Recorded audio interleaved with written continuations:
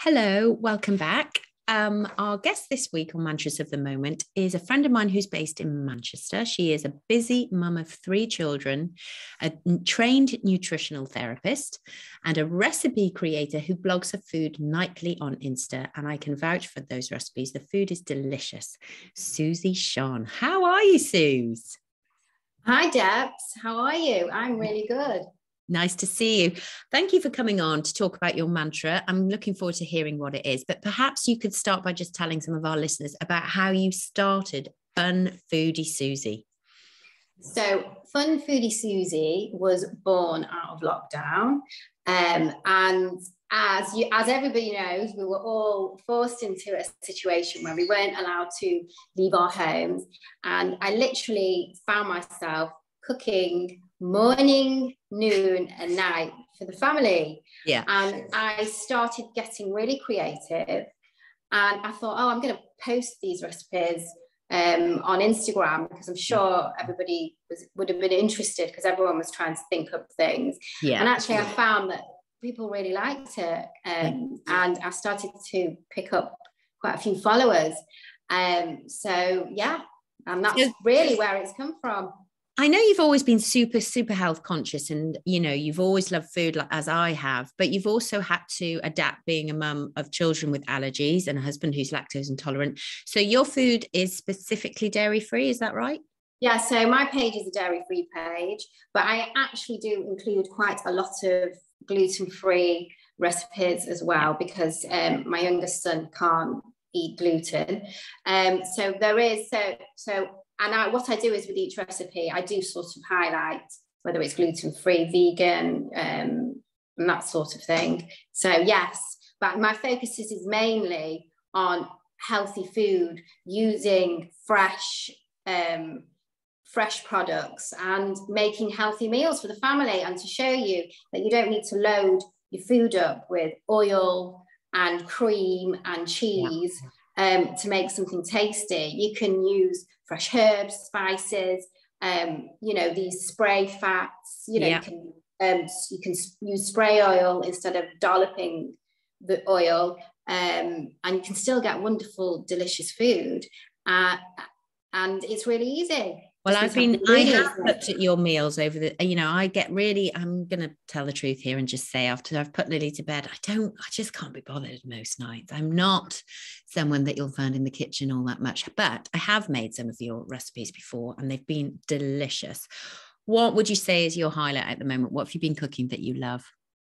Well, I absolutely love miso.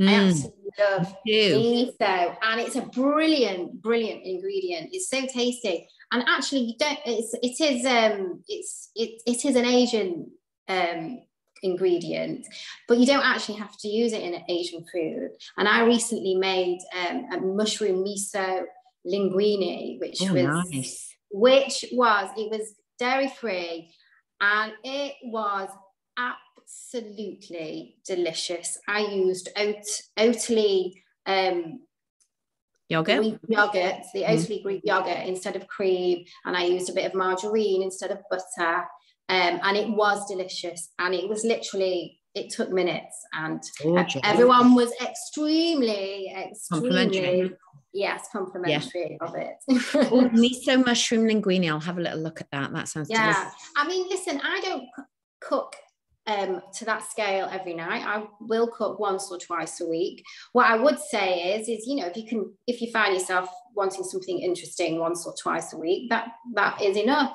But the main thing is to make sure you've got your ingredients in. That's the hardest part. But a jar of miso, I mean, lasts ages. Yeah. And it really is interesting. It can make your food so interesting just by throwing some in.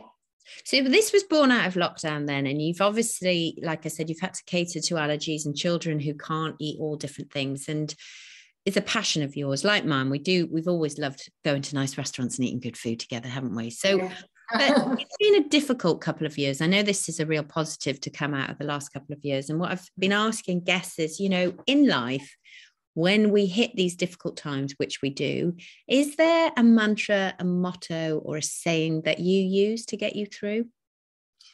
Well, yes, there is. My mantra or motto is, it's a long race. So it's a long race, but only with yourself. Oh, nice. It's a long race, but only with yourself. Tell me about that. What does that mean to you? Well, it means to me that, you know, a lot of people, well, what I've taken from it is that you don't get caught up with what people think of you, or, you know, don't make your decisions based on other people's opinions or other people's thoughts. You know, it is a, you know, life is a long race, but really the person that counts the most is you, and obviously your immediate family and the family. And you don't let other people's opinions get in the way or hold you back, or make you make silly decisions just to impress people. Or, you know, in terms of my blog, I could be sat worrying what people think of me, putting my face on screen, talking. You know, I could be worrying too much about what I look like or how I sound. Will people find me annoying? Will people think, oh, what's she doing? Listen, there has been quite a bit, there's been mainly positive comments, but there have been a few negative vibes that I have picked up from people. But, you know, with this motto, I don't care. You know, I'm just going on, and I'm carrying on no matter what people think of me, because I enjoy doing it, and that's it.